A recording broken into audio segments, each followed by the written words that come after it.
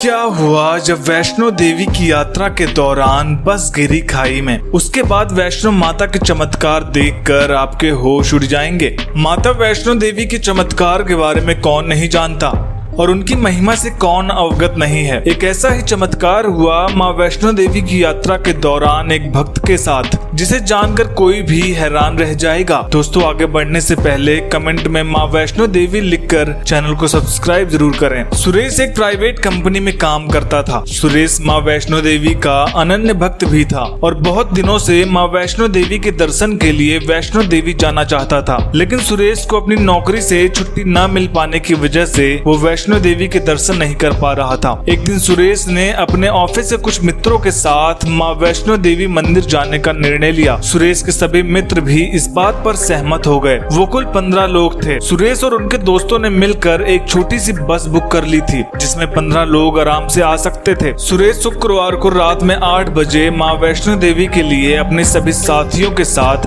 बस से रवाना हो गया। उन सभी का सफर कुछ 3 से 4 दिनों का होने वाला था। वो सभी बड़े ही भक्तिभाव से माँ वैष्णो देवी के जय जयकार व भजन गाते हुए आगे बढ़ रहे थे। देखते ही देखते उन सभी ने अपना पहला दिन का आधा सफर पूर्ण कर लिया। दूसरे दिन भी उनका भक्तिभाव माता रानी के प्रति कम नहीं हुआ। दूसरे दिन का सूर्य अस्त हो चुका था। उस समय सुरेश की बस जंगल से गुजर रही थी। जंगल बड़ा ही सुनसान था। दूर दूर तक एक व्यक्ति भी नहीं था। सुरेश को बस के ड्राइवर ने बताया कि यहाँ कुछ लुटेरे रहते हैं जो कि गाड़ियों को रोककर लूटपाट करते हैं। सभी ये सुनकर काफी भयभीत हो गए। सभी ने बस के सारे खिड़की दरवाजे बंद कर लिए। तभी अचानक बस का टायर फटने की आवाज आई। टायर फटने के बाद बस खाई की तरफ चली गई और जाकर एक पेड़ से टकराई। ड्राइवर ने नीचे उतरकर देखा तो एक बड़ी लोहे की कील टायर में घुसी हुई थी, जिसके कारण टायर पंचर हो गया था। सभी बहुत डर गए थे। उन्हें भरोसा हो गया कि ये उन्हीं लुटेरों का काम है। सभी तुरंत ही बस में चढ़ गए और खिड़की दरवाजे फिर से बंद करके माँ वैष्णो देवी को याद करने लगे। तभी वहाँ 2 लुटेरे बस का दरवाजा तोड़कर अंदर घुस आए। ड्राइवर ने उन्हें रोकने का प्रयास किया तो उन्होंने ड्राइवर को धक्का मारकर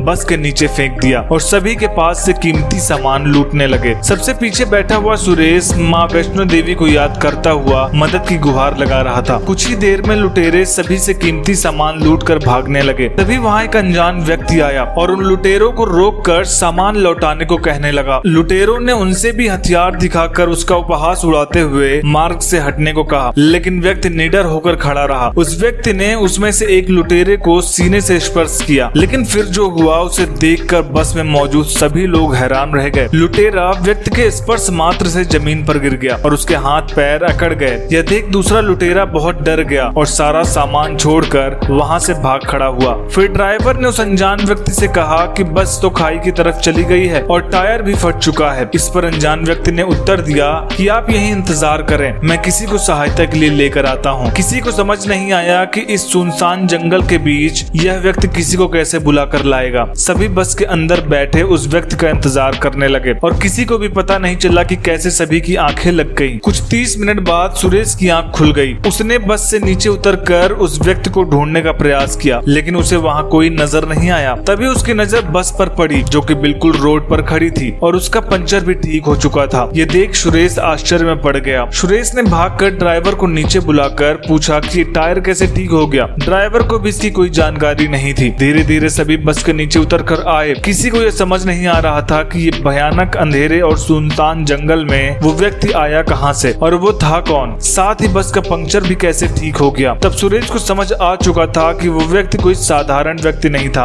वो स्वयं माँ वैष्णो देवी थी, जिनके दर्शन के लिए हम जा रहे थे, जिसने सुरेश से मदद की गुहार लगाई थी। बस में बैठे सभी यात्री माँ वैष्णो देवी का जयकारा लगाते हुए आगे बढ़ते हैं। दोस्तों, इस घटना के बारे में आपका क्या कहना है कमेंट करके जरूर बताएं और ऐसी ही अमेजिंग वीडियोस के लिए चैनल को सब्सक्राइब जरूर करें। जय माँ वैष्णो देवी।